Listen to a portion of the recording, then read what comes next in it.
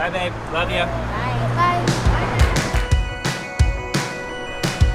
I never thought I'd be saying this, but I just bought a plane with crypto, and I'm going to pick it up in Oregon.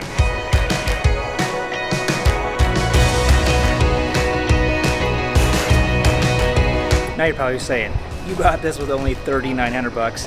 Yeah, right. Well, actually I did, but that's really not what this video is about.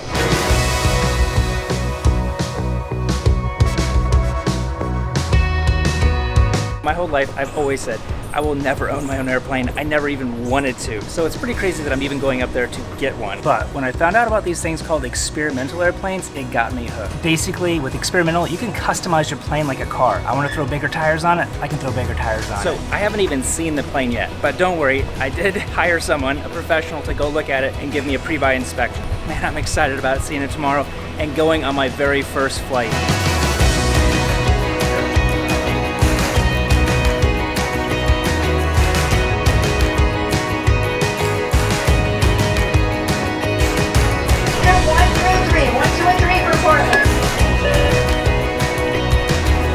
No turning back now. Flight 5621 with service to Portland. Phoenix to Portland, our flight time is 2 hours and 22 minutes. We will be cruising at an altitude of 34,000 feet. Current weather conditions in Portland, mostly cloudy and a temperature of 68 degrees Fahrenheit.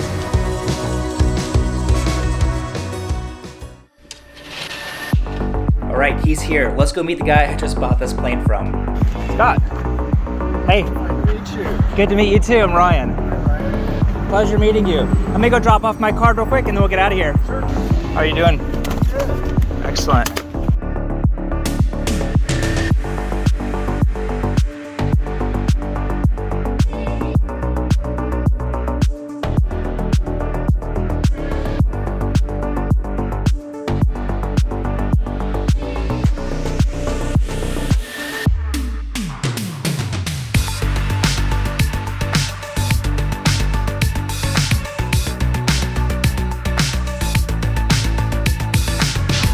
Alright guys, here it is. This is my 2011 Series 5 Kitfox. So let's just do a quick walk around, and this is the first time I've seen it as well, other than some pictures.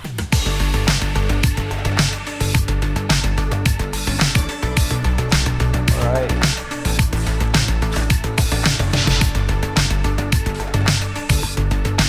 Well, I've got a lot to learn about this thing, that's for sure. You don't see them painted doors that often. Usually like they're all just like, they're more of like the bubble ones. Yeah, the bubble one is about a $500 upgrade for each door. So how do the doors open on this? Well, this one. Oh, wow, okay.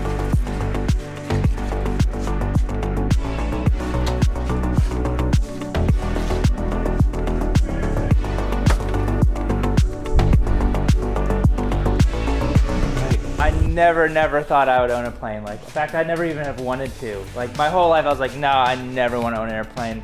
I've worked on them, no desire whatsoever. But then I was like watching, there's some people online and stuff and going, man, like, that's the kind of stuff that I want to go do. Like, actually have fun flying an airplane instead of just doing it for work.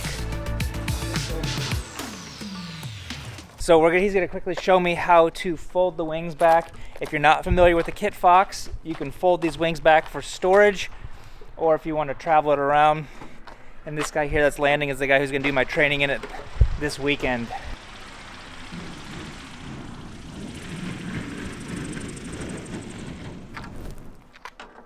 Fold this up. Oh, that's super handy. Disconnect flaperons.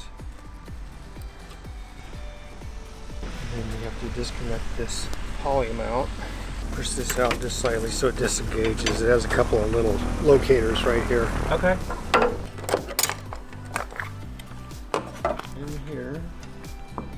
What kind of pin is it? Same kind of hair clip. Oh, okay. Yeah. Nicer to have two people, but I do it all the time with one. The big trick is this pin comes up.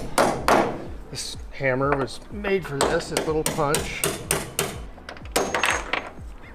Grab a hold of the strut, reach in here, make sure if you close this like this, yeah, it's gonna you're gonna end up with a hole.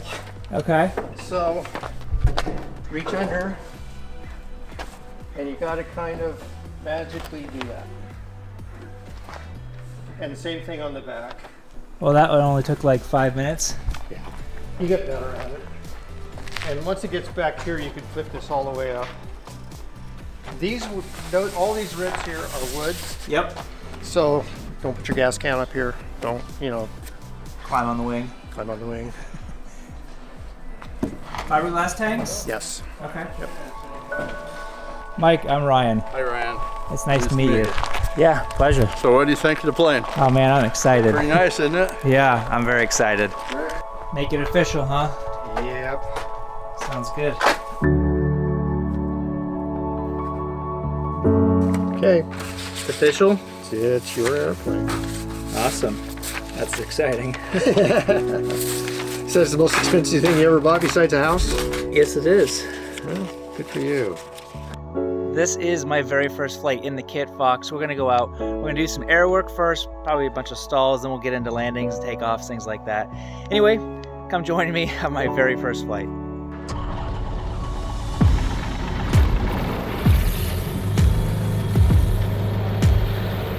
You want to slow this down to under 2,500, and typically more like 2,000. Down to 2,000, okay. Yeah, for warm up. And then we want to warm it up until we get to 120 degrees. So just to let you know, I have about 2 hours flying in America in the past like 10 years. Okay. So I mean, most of it's the same, but as far as like calls and things like that, I'll be happy to do them. I'll help you. But I might be like kind of stumbling over my feet. All right, here we go. Hold your stick all the way back when you taxi. Yep, ready to roll. All right, so push your power up a little bit, get us rolling. A little more, a little more. Now shove the power all the way in, everything you got. Go ahead, push it all the way in. Okay, and just hold it straight. And you can raise the tail a tiny bit. Okay, so we're already airborne. Now pitch forward a little bit.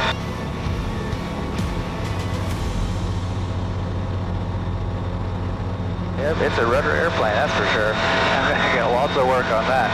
And then now that we're up, start pulling power back to, I guess it's only a 5,300 anyway. Yeah, leave it at full power until we get up to altitude.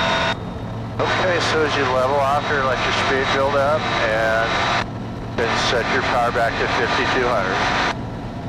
All right, let's get my sight picture out here, set up on what looks level. So you'll find the airplane to be real sensitive to pitch changes in RPM. So otherwise, if you set the RPM and then you tilt the nose forward a little bit, then you'll have to go back and reset it. It's real sensitive to prop unloading. It is interesting how much your RPM changes just with a little bit of speed. Oh, for sure. So beam our 1,000 foot, we're going to go ahead and pull it back to 20 or idle, you said. Just bring it all the way back. At 2 notches of flaps, 1, 2. Slow it on down to 65. Okay, and then power's at 2,500. All right, now we go full flaps once we're on base. Go ahead. Japanese traffic 24 Kilo Bravo, final 33. Look good, just hold your 65, take us right on down there. Real small and light, tiny movements. Take this on down, don't pull the nose back yet, keep the nose down. Okay, now bring the power back. Go ahead, bring the power off. Okay, now we're level. Got a flare before we touch. Lift the nose higher, higher, higher, higher. Now you're gonna, oh! So you can't pull the stick left, you'll prick that wing up. Okay. Go to the brakes, find the brakes. Here we go. Miles to the southeast, we'll enter a right downwind 3, planning on following 17. All right, okay, now raise the tail down. You're moving the pedals too much and causing the nose to go back and forth. Okay. And so that kind of comes from, where you came from. The Cubs, you can move the pedals a lot, but this thing's so sensitive. And the other thing is you have to find where the stick is, so as you raise the tail, you don't let the wing come up. You pick that wing up, it'll get really crazy on you. All right, go ahead and take it. Flight controls. Flaps up.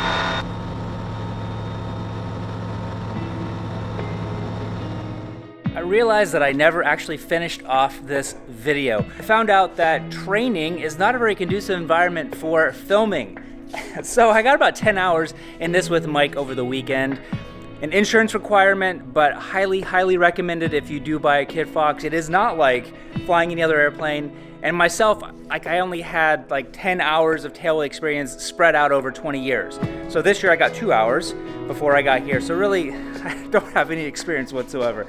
I'm heading out on an 800-mile cross-country trip today, this morning, and I haven't done a cross-country in the United States in over 10 years.